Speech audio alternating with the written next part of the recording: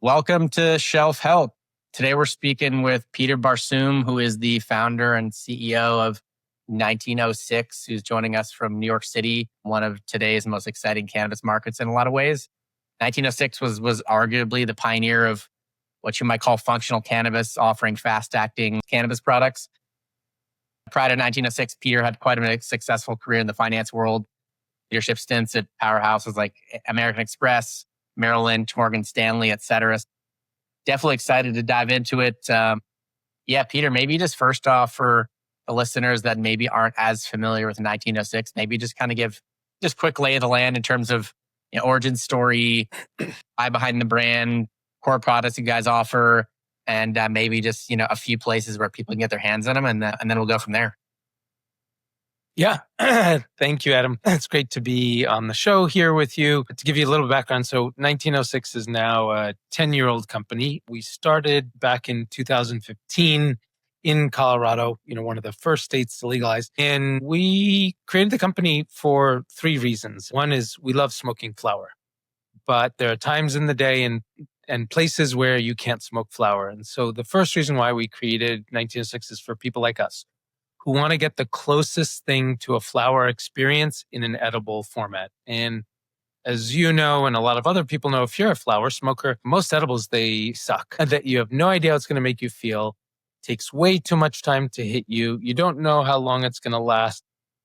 And they're generally not made with good quality ingredients. So the first reason why we started 1906 is to give cannabis consumers like myself and others who are probably watching this podcast who love flower, the closest thing to a flower high you can get without the smoke. The second reason why we started 1906 is cannabis is a confusing mess if you aren't familiar with it. And too often, you feel like you need to have a PhD in the endocannabinoid system just to get a good night's sleep. So what's a milligram? What's THC? Why am I taking something called Durban poison? And we wanted to simplify it. So we like to think of the second reason why we started 1906 is for people who don't know how to spell THC. All I need is a good night's sleep. I want relief from anxiety, relief from pain, boost in my libido. Why does it have to be so freaking complicated? And the third reason why we started 1906 has to do with our name, which is the year that started the prohibition of cannabis. And our mission is to bring cannabis back to the pre-prohibition era when it was a widely accepted plant medicine available to all and part of the apothecary of consumers and medical professionals. That's a little bit kind of behind our mission. Currently, we operate in three major markets. We sell in dispensaries in 6 states: Illinois, Oklahoma, Missouri, New York, New Jersey, and Massachusetts. So Midwest and Northeast. We also operate 1906.shop, which is our hemp-derived online platform where you can order 1906 products and have it shipped directly to your door across the country. And third is we've just launched and expanding out the liquor retail channel with our beverages. So we're now available in Minnesota. We're soon going to be launching in New Jersey in September. And then we'll be spreading our wings out to other states in the liquor retail channel. Yeah, definitely an exciting time with all the things happening on the hemp side of things. Let's rewind back to those early days of formulation, product development, and how things have kind of evolved over the years. I'm curious, just really taking a step back to those early days. Why press pills in the first place? And did you guys explore other form factors that you thought would be best for this rapid onset, precise dosing goal that you had before honing in on press pills, like versus capsules or some type of liquid format? Or what was the process to kind of hone in on that form factor first off? Yeah, a great question. We look at it as the first thing that we're focused on is how it is that you want to feel. And so our product line covers all the major reasons why people use cannabis. Go for energy, genius for focus, bliss for mood enhancement, love for sex and intimacy, chill for anxiety, sleep for sleep. And then we've got our products for pain relief as well. we first started out in chocolates, actually. So chocolates is our heritage. That's where we were in Colorado. Today we do sell chocolates, but just in the New York market. And then back in 2020 is when we launched our pills, and they took off. We didn't think we were gonna, that it was gonna do as well as it did in the pill category. So now we've got chocolates, pills, gummies, and beverages. And the whole idea behind it is like, hey, first is how is it you want to feel? And then second is how it is that you want to consume. The pills took off, and we call them drops, because for years people have been talking about cannabis as medicine, but it's not available in a medicinal format. And people get a pill. We take pills for supplements, we take pills for medication. And the idea of something that's vegan, gluten-free, calorie-free, portable, discreet, has no flavor, that's kind of universal, really has had a big appeal. People understand that when they see and they get a pill, it's pharma grade, it's precise, it's consistent. And our view is like, let's give consumers the choice of how it is that they want to consume. So if you want a gummy, that's great. If you want a pill, that's great. If you want a beverage, or if you want it in other formats, 1906 is there to meet you, but first and foremost with how you want to feel. And then secondly, with here's the format of consumption. I think, the other thing is that what we tried to do is really destigmatize pills. Pills have a bad rap because of the opioid crisis, because of how pharma has tried to push pills down our throat, literally. And what we tried to do is there's nothing inherently wrong or evil with swallowing a pill.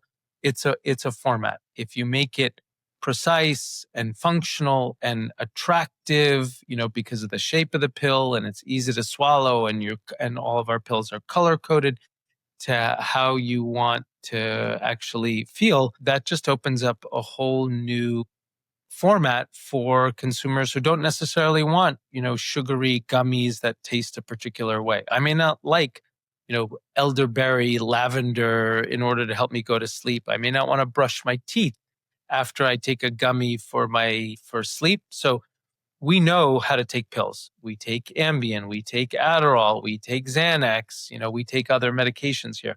So giving consumers that choice and seeing how much consumers have flocked to it as a format has been wonderful. Yeah, that makes a lot of sense. I know you've got some pretty proprietary, I think patented, which we'll dive into on the rapid onset side of things. Did you guys invest in that proprietary and rapid onset tech from the start and really go after that patent and do something pretty unique? Or to get off the ground, did you guys leverage existing rapid onset tech that was already in the market just to get to market and then evolve and upgrade over time?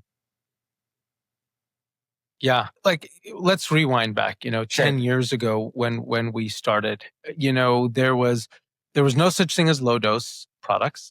There was no such thing as fast acting. There was no such thing as edibles that made you feel a particular way. In fact, we were the first sleep product, and now we have a proliferation of sleep product. So when we looked at it and said, okay, how do we create an edible that gives you the closest thing to a flower high? It was really about two things. First is fast acting. And look, I'm a New Yorker. I think that impatience is a virtue. I don't have time to wait for anything, let alone my edibles to kick in. And consumers, if they're experiencing anxiety, or if they're in the mood and they need their libido boost, or if they need to get to sleep, they don't want to wait 60 to 90 minutes for their edibles to kick in. So fast acting for us was like number one, right? You shouldn't have to wait for your edibles to kick in. And it's great now to see so many fast acting products out there, but we were the first, and we are the only company for whom everything we do is fast acting. We will never make a slow acting product, period. And that's been a foundation and a core to everything we do. Like, we'd love to see a world just like today. You can't get a cell phone that doesn't have a camera on it, for instance, or doesn't have a browser on it. Similarly, like, all edibles should be fast acting. So yeah, we spent a year plus developing our proprietary fast acting technology. We licensed a patent from a Canadian biosciences company that had developed this lipid microencapsulation technology for use with other molecules. And then we took it and adapted it for use with THC and CBD. So fast acting is everything we do. We will never make a slow acting product. It's core to delivering to consumers what's a great experience. The second thing is about how do you give people specific effect? Like I love smoking Jack Herrera. I love smoking Durban Poison. I love certain strains because I know how it's going to make me feel. Now, how does that work in smoking? We know about the entourage effect of terpenes and cannabinoids that give you that different effect. When it comes to edibles, like terpenes just don't work. So terpenes are basically aromatherapy. Those are volatile organic compounds that are released into the nasal cavity when combusted, and it makes you feel a particular way. If you eat limonene or myrcene, it has no effect on you because that's not the way our body digests it. Otherwise, you'd be finding myrcene gummies for anxiety and relaxation in Whole Foods, for instance. All of the brands out there that unfortunately are touting like terpenes in their gummies, it's a bunch of marketing gimmick, and consumers should be careful about buying anything based upon marketing gimmick.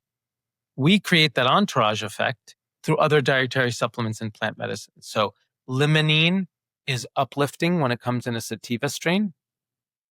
Caffeine is uplifting in our Go strain, in our Go experience. Myrcene is more relaxing and sedating in smoking indica strains. Our L-theanine and magnolia does the same in chill. So we took the whole concept of the entourage effect and then took the science behind how our actual body processes these different compounds. And that's how we got to our scientific formulations that work like flower. So fast acting, so it hits you as fast as possible. And secondly, science-based formulations with dietary supplements, not terpenes, that also give you that strain specificity that you would expect as a flower smoke. How does the rapid onset technology actually work that enables your products to have such a more rapid effect than other products on the market? The fancy name for it is called lipid microencapsulation. I like to think of it as like it's a bullet train. A bullet train with the cannabinoids as the passengers in the bullet train. So when you ingest, normally edibles will sit in your stomach, degrade a little bit, go through the liver processes it into 11-hydroxy. It gives you that stoned feeling kind of 45 to 60 minutes later. The way 1906 edibles work is that bullet train, once you ingest it, it bypasses the liver, goes through the intestinal wall, and drops off the cannabinoids, the passengers, into your bloodstream directly. So what you get is, number one, it's fast, hits you within 20 minutes. Number two is that it bypasses the liver, so you get a delta 9 high, not the 11-hydroxy high of typical edibles. And number three, you know how long it's going to last. It lasts about 2 to 3 hours versus a 6-hour date with an edible. So at the end of the day, the reason why we do fast acting also is because it gives you control. Like we like to think of 1906 as cannabis for control freaks.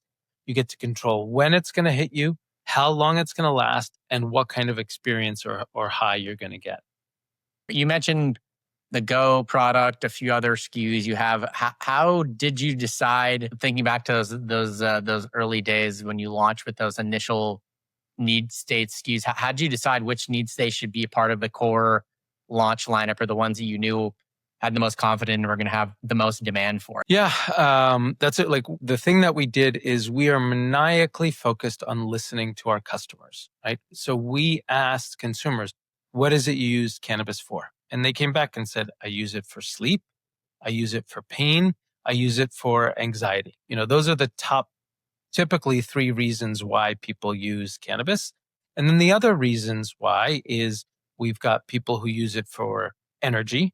We have people who use it for focus and creativity, you know, from artists and songwriters and other professionals who've been using cannabis to help them with focus and productivity. Cannabis is one of the most amazing aphrodisiacs out there. And as humans, we've been eating different plants and fungi and other things like that to help boost our libido. And then also for mood enhancement. So you know, we've covered the major reasons why people use cannabis: energy, focus, mood enhancement, sex, anxiety, sleep, and pain. And then I would say the other area that we're focused on is women's health as well. So you'll see products coming out from us over the next 12 months that really target the needs of women, either going through menopause or postmenopause, as well as for menstrual cramps and conditions.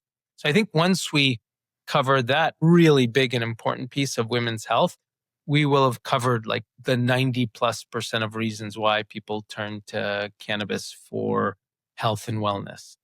Once you decide you're going to develop a new product based on, a specific need state, you're focused on, what does that process look like in terms of to test whether the advertised effect is actually what consumers are looking to feel, what they do feel, and that they feel the same effect consistently? I'm really happy to say that we have by far the best product development team in the country, in the industry, when it comes to cannabis-based products. And we have a really rigorous, disciplined process when it comes to product development. We first start, and it first starts with, okay, what is it that the consumer wants? What makes for a really good energy experience, for instance? And what we heard from consumers is what they want something that's fast.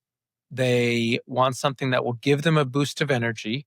They want something that won't make them feel like they're overstimulated. They want something that also doesn't have the crash, for instance. And so then we take a look and be like, okay, this is what defines a great experience of energy, or this is what it means to boost your libido, or this is what it means to have a reduction of anxiety without sedation.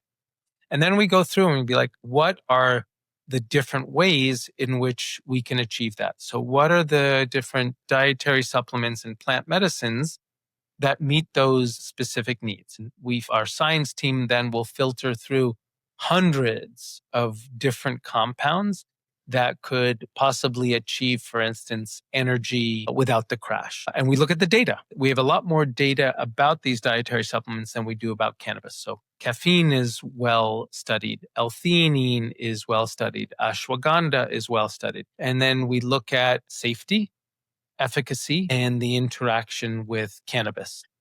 Then after we do all that, that's what we call kind of our desk research phase. Then we start formulation. So we will have a list of, 10, 15, 20 different potential compounds that go through that pass that first screen of safety, efficacy, and interaction with cannabis. And then we start formulating. So we do a lot of product testing with ourselves, with consumers.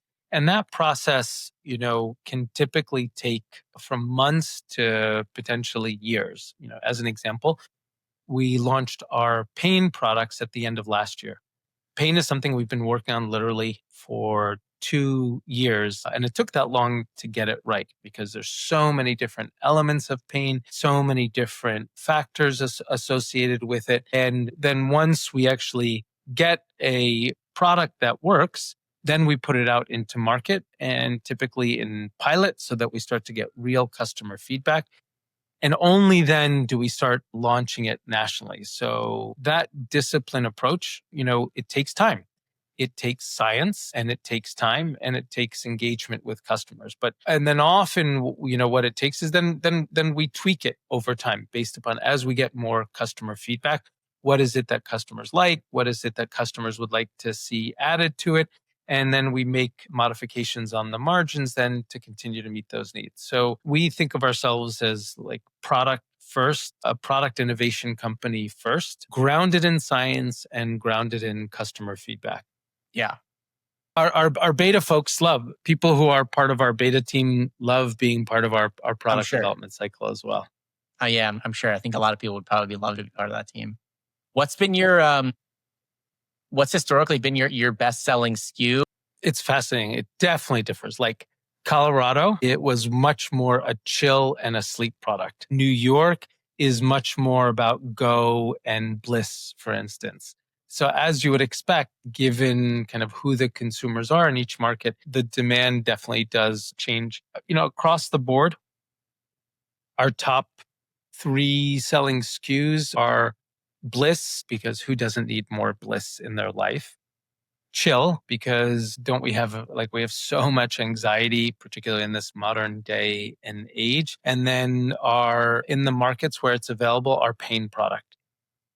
55 million Americans suffer from chronic pain with little hope in sight for relieving their pain. So we're introducing our pain relief products. It's now available in New York, Massachusetts, and online.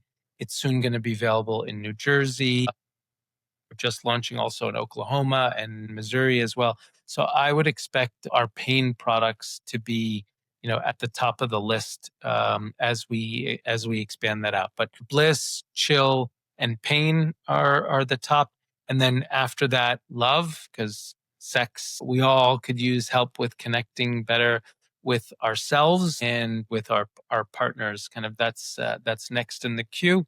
And then Genius and Go thereafter. But Genius and Go are top sellers in New York, don't sell as strongly in Colorado and some of the West Coast markets, for instance.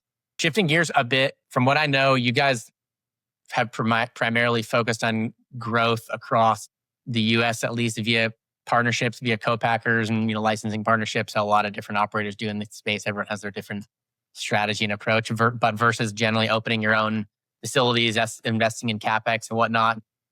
It seems like, I think across CPG there's challenges, but it seemed like in Canada, in the cannabis space, it seems to be somewhat like littered with the skeletons of a lot of failed partnerships, and it seemed like you guys have had a lot of success. I'm just curious from your perspective, when you look back, what's been key to building a really successful partnership in all these markets that you're in, and do you have somewhat of kind of a checklist, your due diligence process that's helped you hone in on who are going to be the best partners? Yeah, I remember it was when we first were looking at expanding out back in 2019. How are we going to expand across the country? And this is before hemp was really a thing. And if you're a brand who really didn't have good options, so one option is you can go out and buy licenses and build facilities. That's expensive, takes a lot of time. It's a lot of overhead. Or you can just do a licensed partnership where you basically send them your packaging and hope that they'll do a good job creating their product. And I remember spending a lot of time with Nancy at Wana, with the folks at Kiva, for instance, to learn from their experience, because they were the ones who were the early trailblazers in expanding across the country. And I remember those leaders sharing with me some of the trials and tribulations, from partners that were underperforming to legal disputes to not being able to get enough product and focus from them. So early on, I was really attuned based upon the experience of other great brands about how to do it. And what we said is, for us to expand, and because we're a product focused first company, we must own the product. So at 1906, we make all of our products. It's our employees who are making all of our products, because quality is never something that we will sacrifice. The second thing is that we needed to also sell our own products. Who better knows how to sell than us? So for me and for 1906, that was the two most important things to control: the product and also the messaging and the sales. And so we developed this model, which has worked really well for us, where we have a mobile tableting operation. Think Breaking Bad, except that we don't make stuff in an RV. And we have a mobile tableting operation that goes from state to state. We set up shop in our operating partners' facilities. And over the course of 2 months, we will produce enough supply for 3-4 months. We hand over to them millions of our drops. They package and they distribute it. And then we have a sales team on the ground that sells our products. So that gave us control over product, control over sales. And also, because we're investing the time and the energy in making of our product, we get more of the economics there. So that also gave us the ability to invest in sales, to invest in other things like that. And it means that our partners get to do what they do best: operate a facility, compliance, and distribution, collections, AR, that. And it allows us to do what we do best: make products and sell products. And I'm happy to say that That's worked out really well. It's what's helped us expand profitably at scale to, multiple states. I mean, we opened up 11 markets. We've shut down 5 markets. So one of the other things that it has the advantage of is like if a market's not working, Arizona wasn't performing well, Michigan wasn't performing well, Pennsylvania wasn't performing well, for instance, we can exit it out cost effectively and then redeploy our resources to where the best opportunities are and where consumers are willing to meet us. Yeah. Yeah, I think this is one of the more intelligent expansion models that I've seen in cannabis. So commend you for that. You touch on messaging a bit from a brand identity and visual identity packaging standpoint. I think I've heard you talk about, say, something along the lines of sometimes you just have to just ignore the data as it only reflects the limited choices consumers have, which I think is kind of similar to that saying where I can't remember what it was, but if Henry Ford had just listened to consumers, everyone would just be asking for a faster horse and we never have the Model T or whatnot, which feels similar. But yeah, in the context of your needs-based approach versus what's been his typical sativa indica hybrid approach, which I think we all know that, and maximum potency approach, which we all know are a lot of limitations there. Like thinking back to those days when you're really designing that brand identity and the packaging, what were some of those key variables that were top of mind for you? Yeah. I remember visiting dispensaries in 2015 as we were getting started, and you asked people, dispensary owners and bud tenders, like, what do people want? And what they would say is they want cheap and they want potent. And it was like, yes, there are people who want that, but that's not me. And really what we did is we put the consumer first, or we put ourselves first. Like we wanted to make products that work for us. And we said, okay, I don't need cheap and I don't want just potent. What do I want? I want control. I want beautiful.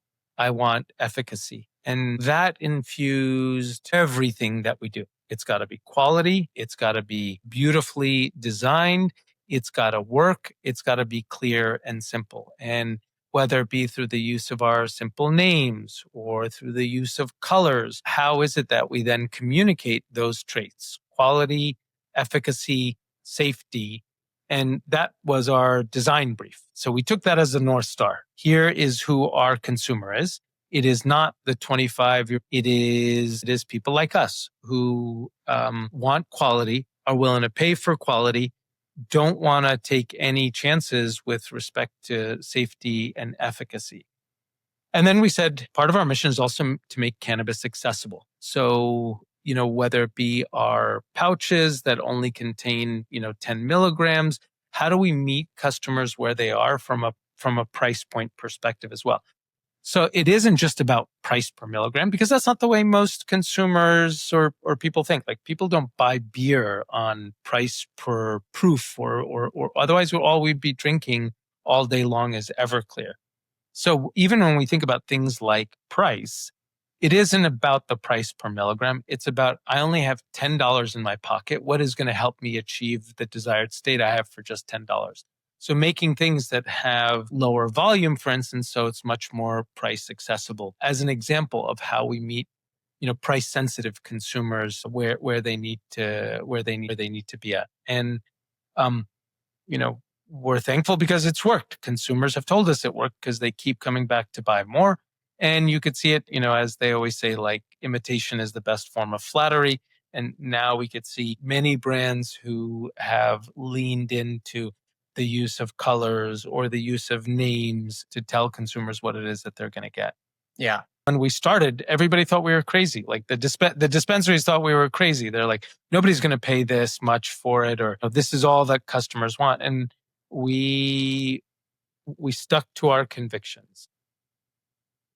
Yeah, you did. I mean, I think that you touched on a lot, but it feels like at least the regulated dispensary market, it feels like follows that typical 80-20 rule where it's like, people will say 20% of the consumers are responsible for 80% of the sales. And that's the people that's going to a dispensary every week or every 2 weeks. It's often the people that are spending a good chunk of their paycheck on cannabis, looking for the higher potency, fairly fickle consumer, whichever promotion's running that week, they can get the most for their dollar. You guys have obviously bucked that trend. I feel like there's been a lot of other brands that have tried to focus on, everyone says that soccer mom consumer, and a lot of them have tried, and that frankly, I feel like a lot of them have not had a whole lot of success. Like the sales just haven't been there. But you guys have had so much success. How do you feel like you guys have had so much success and, gotten the sales and revenue numbers that you've gotten where everyone else has tried a similar thing? First, I think it took patience, right? If you want to chase a buck, then it's much more expedient to be doing high dose, high potent, cheap product because that's where the initial money is. Like if you just looked at the data, all you would do is just make another gummy, make another, infused pre-roll joint. And what we did is said, okay, thank you very much. That's the data today, but we have to imagine a different future. And part of the problem was that dispensaries weren't, it's less so today, but dispensaries weren't friendly places. If you were a female consumer looking for low dose products, like you'd walk in there and be like, okay, nah, I don't see anything here. And you walk out. And so if we don't actually create that future and give ourselves the time to let consumers adapt to that, then then it could be a failed experiment. So that patience, thankfully, is what we had as well. And now, as you can see, lower dose products, while it's not the majority of customer purchases, because you still have high dose consumers who are probably that have the highest velocity there, but it is a emerging and growing segment. Like the population of heavy user stoners, it's not growing. I mean, let's face it, like more and more people aren't going to come in and say, okay, I really want to start smoking or I want to start doing dabs. That population is by definition going to be limited. So if you keep chasing after that same group of people, you end up in a price war. And that's what's happened. That's why you have markets like Michigan or Arizona where like the bottom has fallen out because you're going after that same 20% of people with nothing new. And if all they want is cheaper and more potent, like you get to a place where the marginal returns on that get to zero. And that's what's happened. We have to go after the 80+% of people who are not coming into the market. And we have to have the patience and the time to bring them into the market. And that's where the big growth is going to come from. Like the growth is not going to come from lots more people smoking high dose, high potency weed. The growth is going to come from my mother using 1906 for sleep and for pain. The growth is going to come from the professional nurse who is now, take a chill to relax at the end of the day, for instance. And that's our North Star. And if we stick to our North Star, then the consumers will come there. But we got to give them a reason to come. And I think that's been a big problem in the industry is that all they've done is chase after that small and not growing segment. And then that's why we end up in a place where it's like, what's going to be next? 105% flour? Yeah, totally. Do we really need 40% flour? Like really? I mean, do we really need 40% flour? No, it's going to get you high. So maybe it takes 2 puffs or 3 puffs or 4 puffs. So this arms race to just higher potency flour and higher potency products, it doesn't make sense. It's a disservice. Like what happened to the good old days where you could smoke a joint and enjoy the joint, like not just take 1 or 2 puffs and you are blasted seeing purple dragon. So I think this industry has gotten off the rails by focusing way too much on potency and way too much on price. Personally, like for me, an 18% flour that has really nice terps is going to give me a way better high and a way better experience than something that is supercharged 35% THC that doesn't have good terps in it, for instance. Yeah. It'll all get you high. Be patient. Just take another puff. Enjoy the experience. Yeah, it seems like the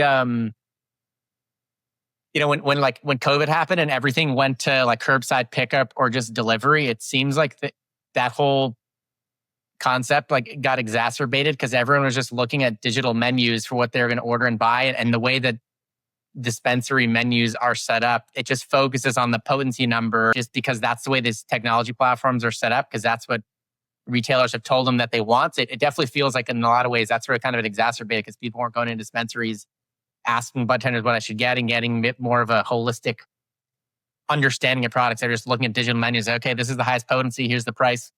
Those are the 2 variables I'm going to look at. That's so right, Adam. Like if we look at the dispensary shopping experience, whether it be online or in the store, let's face it, it's terrible.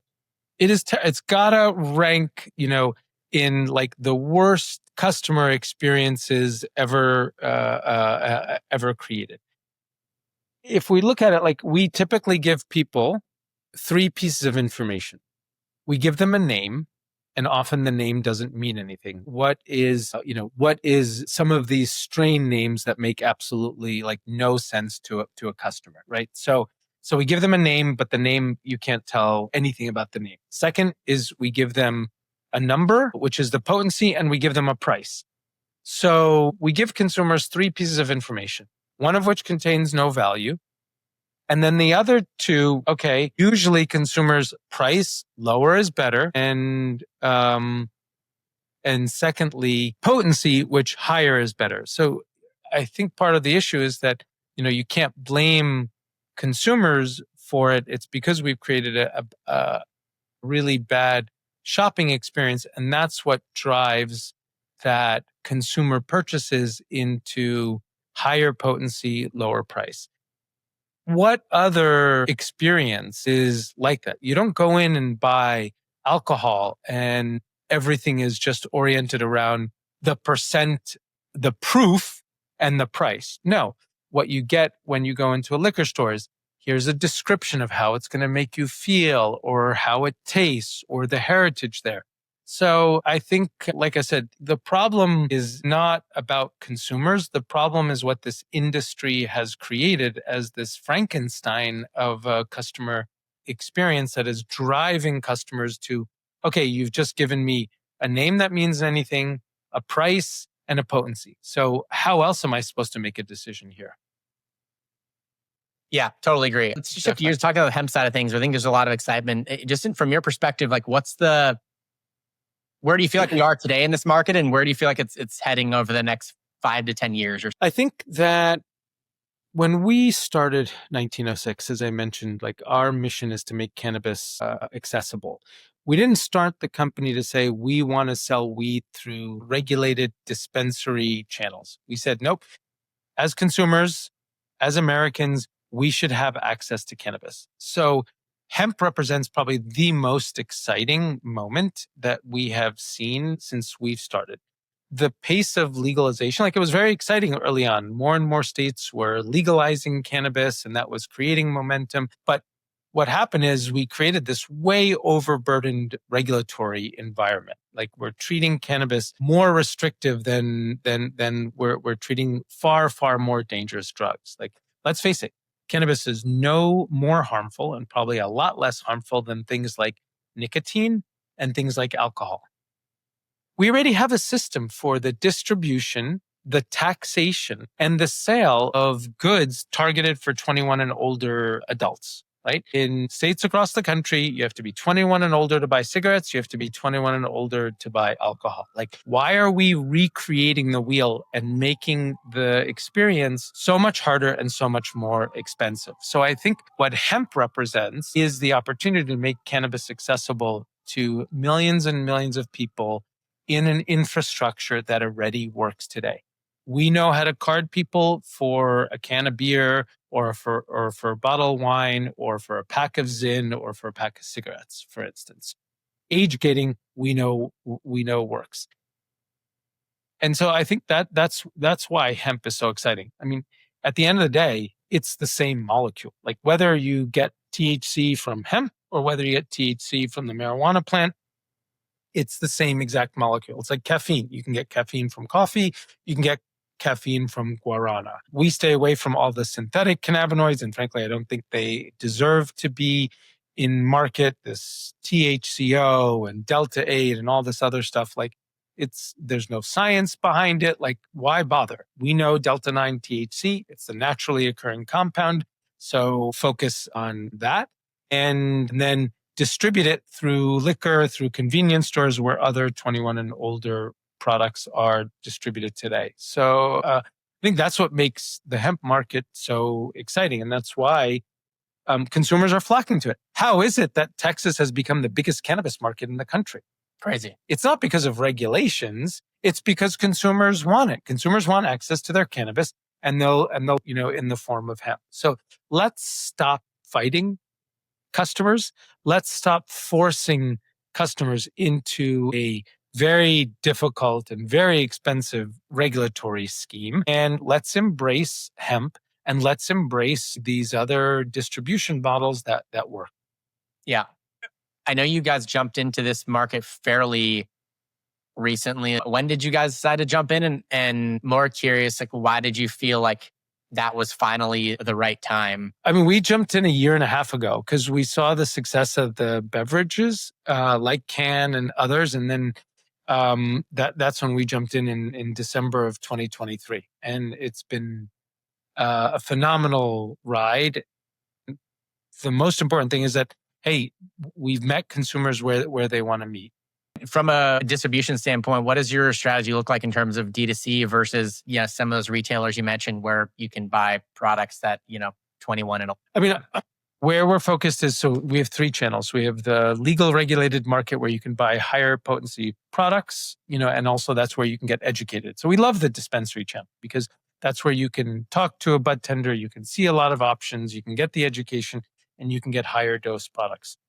Online, the convenience and the fact that a lot of people don't have access to a dispensary or don't have access to a bud tender. And then beverages sold through liquor stores, because that's what people walk into a liquor store for. I want to be able to consume in a liquid format, but I don't necessarily want to drink alcohol. But I also, want to feel the euphoric effects, the mood enhancing, the social inhibition effects that I like from alcohol, but I don't want the hangover, the calories, and the negative consequences to my health.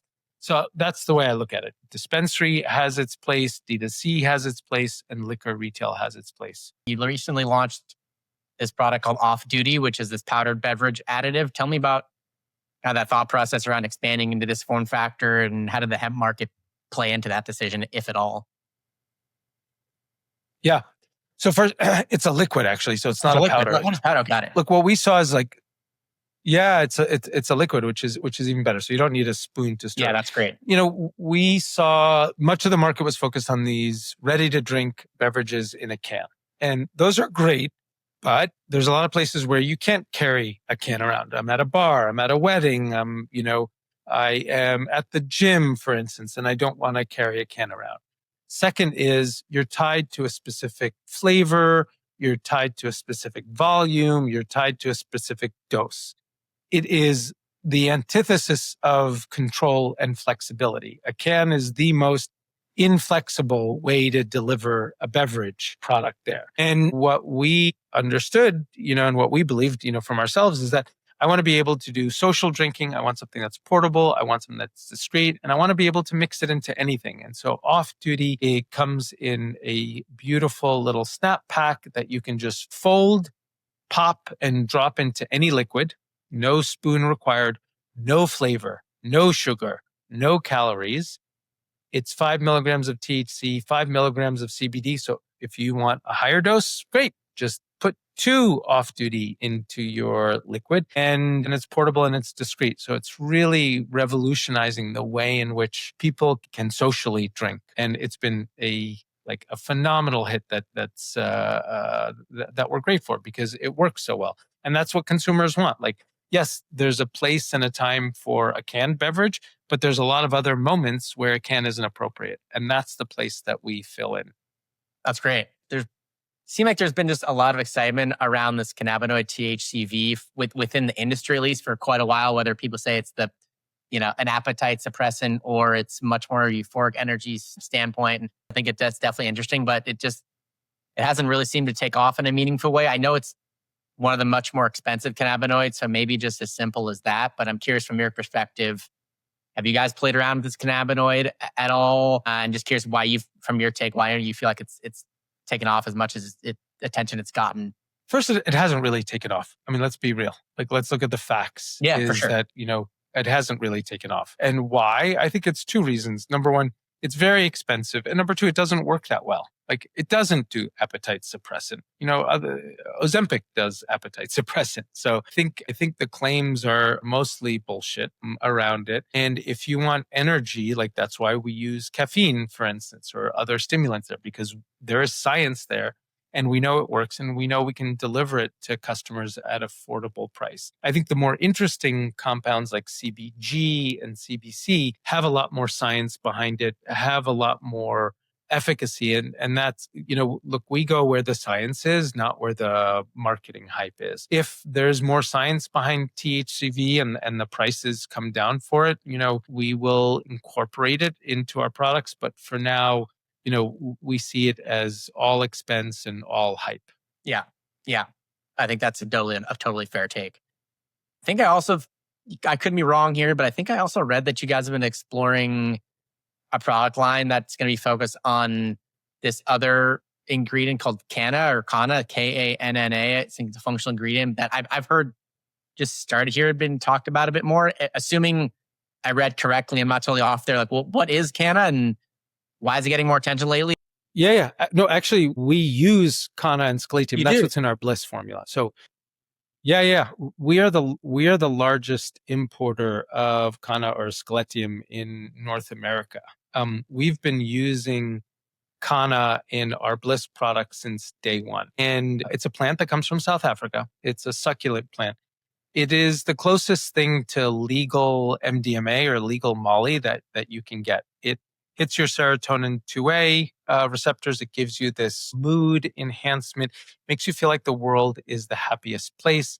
It boosts your confidence, so reduces your social anxiety. And that's what powers Bliss. It's one of, behind cannabis, it's like one of my favorite plant medicines there. It's amazing. It's great to see that more and more people and more brands are incorporated in because it's the bomb. Just in terms of talent and kind of how your org structure is, like, what does your kind of leadership team look like and core function look like, and any big important roles you guys are hiring for right now? Yeah, we've got a really strong leadership team in place with our CMO, Shweta. Our operations team is world class. Where we're hiring for now is we've got some open roles on the D2C growth side. We've got an open role on the sales side to lead particularly our liquor distribution and liquor retail. So those are the two major senior hires that we're looking for. Somebody to lead growth on the D2C side, revenue generation, owning the full P&L there. And then secondly, sales and particularly focus on liquor distribution. Those two hires both make a lot of sense. Here, this has been awesome. What's the best place for people to follow along with you, and then best place for people to follow along with 1906 these days? Buy it online, have it delivered directly to your door. And then our Instagram at 1906 New Highs, NEWHIGHS. DM us. We're constantly online. We respond to everything. So that's the best way to reach us. Perfect. Awesome, Peter. Appreciate it. This has been great. I think that's the pod.